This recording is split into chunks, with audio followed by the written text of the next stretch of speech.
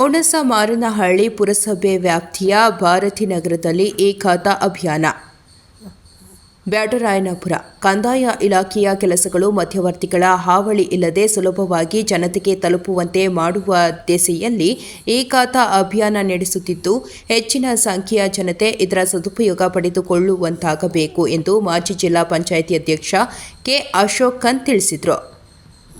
ಹುಣಸಮಾರನಹಳ್ಳಿ ಪುರಸಭೆ ವ್ಯಾಪ್ತಿಯ ಭಾರತೀನಗರದಲ್ಲಿ ಬುಧವಾರ ಏರ್ಪಡಿಸಿದ್ದ ಏಕಾತಾ ಅಭಿಯಾನ ಉದ್ಘಾಟಿಸಿ ಮಾತನಾಡಿದ ಅವರು, ಕಂದಾಯ ಸಚಿವರು ಬ್ಯಾಟರಾಯನಪುರ ಕ್ಷೇತ್ರದ ಶಾಸಕರಾದ ಕೃಷ್ಣ ಬೈರೇಗೌಡ ಅವರು ಹೆಚ್ಚು ಕಾಳಜಿ ವಹಿಸಿ ನಗರ ಪ್ರದೇಶದ ಸ್ಥಳೀಯ ಸಂಸ್ಥೆಗಳ ವ್ಯಾಪ್ತಿಯಲ್ಲಿನ ಸ್ವತ್ತುಗಳಿಗೆ ಖಾತಾ ನೀಡುವ ಸಂಬಂಧ ಕಾಯ್ದೆ ಮತ್ತು ನಿಯಮಗಳನ್ನು ಸರಳೀಕೃತಗೊಳಿಸಿ ಸ್ವತ್ತುಗಳ ಮಾಲೀಕರು ತಮ್ಮ ಸ್ವತ್ತಿನ ಕಂದಾಯ ಪಾವತಿಸಿ ಸಮರ್ಪಕ ದಾಖಲೆ ಸಲ್ಲಿಸಿ ಸುಲಭವಾಗಿ ಈ ಖಾತಾ ಪಡೆಯಲು ವ್ಯವಸ್ಥೆ ಕಲ್ಪಿಸುವುದು ಶ್ಲಾಘನೀಯ ಕಾರ್ಯ.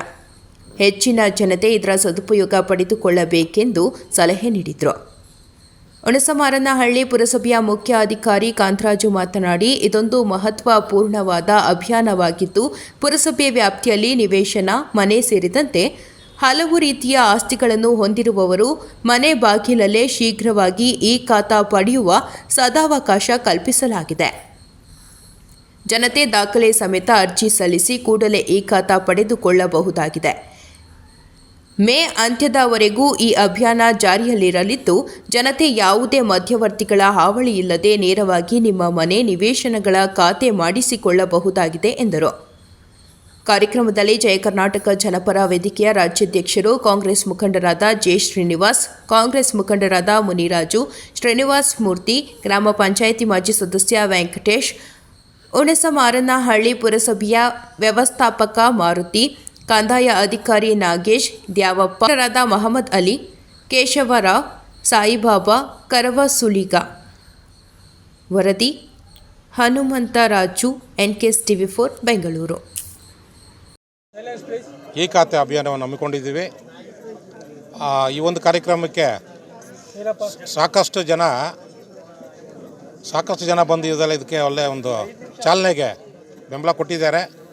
ಇನ್ನೂ ಜನ ಬರ್ತಾನೆ ಇದ್ದಾರೆ. 5 ಗಂಟೆವರೆಗೂ ಜನ ಬರತಕ್ಕಂಥ ಕಾರ್ಯಕ್ರಮ ಇದು.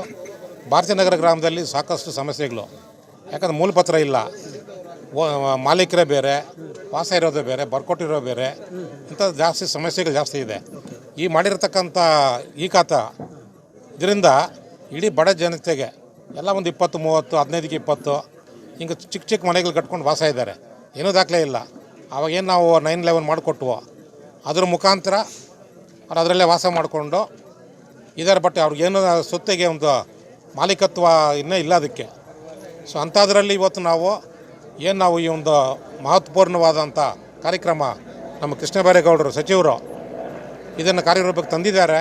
ಕಮಿಟಿಯಲ್ಲಿ ಅಪ್ರೂವ್ ಮಾಡಿ ಎಲ್ಲ ಬಡ ಜನತೆಗೆ, ರೈತರಿಗೆ ಎಲ್ಲ ಅನುಕೂಲ ಆಗಲಿ, ಎಲ್ಲರಿಗೂ ಒಂದು ಸಮಾನವಾಗಿ ಒಂದು ಹಕ್ಕುಪತ್ರವನ್ನು ಈ ಖಾತೆ ಕೊಟ್ಟರೆ ಈ ಖಾತೆ ಮುಖಾಂತರ ಅವರಿಗೆ ಲೋನ್ ತೊಗೊಬೋದು, ನೋಂದಣಿ ಆಗುತ್ತೆ, ಮಕ್ಕಳಿಗೆ ಮಾರಾಟ ಮಾಡ್ಬೋದು, ಎಲ್ಲದಕ್ಕೂ ಅನುಕೂಲ ಆಗುತ್ತೆ. ಅವ್ರಿಗೆ ನಾಳೆ ಹೋಗಿ ನೀವು ರಿಜಿಸ್ಟರ್ ಮಾಡಬೇಕಾದ್ರೂ ₹1 ಖರ್ಚಿಲ್ಲ, ಫ್ರೀಯಾಗುತ್ತೆ. ಅದು ಮತ್ತೆ ನೆಕ್ಸ್ಟ್ ಖಾತೆ ಅವ್ರು ಯಾರು ಮಾರಾಟ ಮಾಡಿರ್ತಾರೋ ಅವ್ರು ಬಂದು ಮತ್ತೆ ಅದನ್ನು ಖಾತೆ ತೊಗೊಬೋದು, ಈ ಖಾತೆ ತೊಗೊಬೋದು.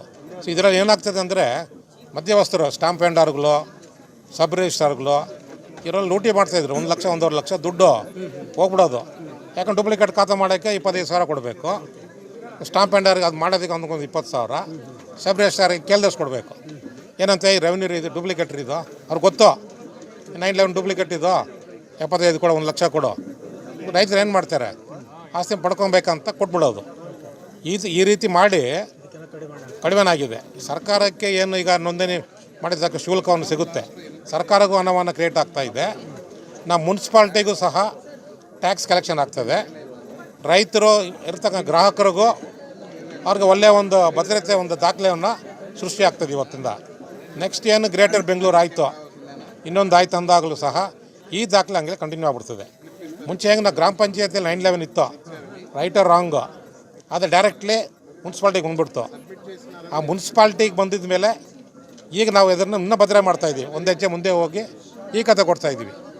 ಇದು ಆಗ್ಬಿಟ್ರೆ ನೆಕ್ಸ್ಟು ಗ್ರೇಟರ್ ಬೆಂಗಳೂರು ಆಗಲಿ, BPM ಆಗಲಿ, ಇನ್ನೊಂದಾಗಲಿ ನಾವು ಜನಗಳ ಒಂದು ಅಭಿಪ್ರಾಯವನ್ನು ಸಹ ಸಂಗ್ರಹಿಸಿದ್ದೀವಿ ಮತ್ತು ಏನು ದಾಖಲೆಗಳನ್ನು ಕೊಡಬೇಕು ಸರ್ಕಾರಿ ದಾಖಲೆಗಳಂತ ನಮಗೆ ಏನು ನಿರ್ದಿಷ್ಟಪಡಿಸಿದ್ದಾರೆ ಆ ದಾಖಲೆಗಳನ್ನು ನಾವು ಹೇಳಿದಾಗ ಅವ್ರದ್ದೇ ಆದಂಥ ಸಮಸ್ಯೆಗಳನ್ನು ಹೇಳಿದ್ದಾರೆ. ಸೊ ಇದನ್ನು ನಾವು ಕಾನೂನು ಚೌಕಟ್ಟಿನಲ್ಲಿ ಪರಿಶೀಲನೆ ಮಾಡಿ ಸೊ ಏನು ಸಾರ್ವಜನಿಕರಿಗೆ ಸರ್ಕಾರದ ಒಂದು ದೃಷ್ಟಿಯಲ್ಲಿ ಏನಂದರೆ ಸರ್ಕಾರ ಎಲ್ಲರಿಗೂ ಸಹ ದಾಖಲೆ ಸಿಗಬೇಕು ಅನ್ನೋವಂಥದ್ದು ಸರ್ಕಾರದ ಒಂದು ಆಶಯ. ಅದರಂತೆ ನಾವು ಈ ಒಂದು ಕಾರ್ಯಕ್ರಮದ ಯೋಜನೆಯನ್ನು ರೂಪಿಸಿದ್ದಾರೆ. ಸೊ ಸರ್ಕಾರದ ಏನು ಉದ್ದೇಶ ಇದೆ ಉದ್ದೇಶನ ಈಡೇರಿಸುವಂಥದ್ದು. ಸೊ ಸಾರ್ವಜನಿಕರಿಗೆ ಏನೋ ಅವಶ್ಯಕ ದಾಖಲೆಗಳು ಬೇಕಿದೆ ಕೊಡುವಂಥದ್ದು ನಮ್ಮ ಒಂದು ಆದ್ಯ ಕರ್ತವ್ಯ. ಅದರಡಿಯಲ್ಲಿ ನಾವು ಇವತ್ತು ಕಾರ್ಯಕ್ರಮವನ್ನು ಏನು ಹಮ್ಮಿಕೊಂಡಿದ್ದೀವೋ ದಾಖಲೆಗಳನ್ನು ಕೊಡುವಂಥ ಒಂದು ವ್ಯವಸ್ಥೆಯನ್ನು ಸಹ ನಾವು ಮಾಡಿಸ್ತೀವಿ. ಒಂದು ಕಾನೂನು ಚೌಕಟ್ಟಲ್ಲಿ ನಾವು ಮತ್ತು ಸಾಹೇಬ್ರ ಹತ್ರ ಮಿನಿಸ್ಟರ್ ಹತ್ರ ಮಾತಾಡ್ತೀವಿ, ಡಿಸ್ಕಸ್ ಮಾಡ್ತೀವಿ. ಸೊ ಅವ್ರಿಗೆ ಸಲ್ಲಬೇಕಾದಂಥ ದಾಖಲೆಗಳನ್ನು ಪುರಸಭೆಯಿಂದ ಕೊಡಿಸ್ಕೊಂಥ ಒಂದು ವ್ಯವಸ್ಥೆಯನ್ನು ಮಾಡ್ತೀವಿ.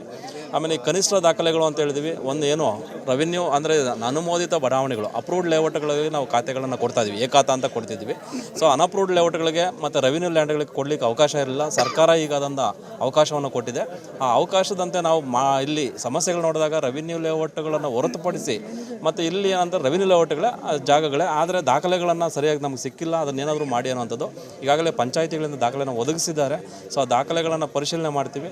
ಅದರ ಅನ್ವಯ ನಾವು ಏನು ಅವರಿಗೆ ಸವಲತ್ತುಗಳನ್ನು ಕೊಡಬೇಕು, ಡಾಕ್ಯುಮೆಂಟನ್ನು ಕೊಡಬೇಕು, ಅದನ್ನು ನಾವು ಕೊಡುವಂಥ ವ್ಯವಸ್ಥೆಯನ್ನು ನಾವು ಪುರಸಭೆಯಿಂದ ಮಾಡ್ತೀವಿ ಅಂತ ಹೇಳ್ತೀವಿ.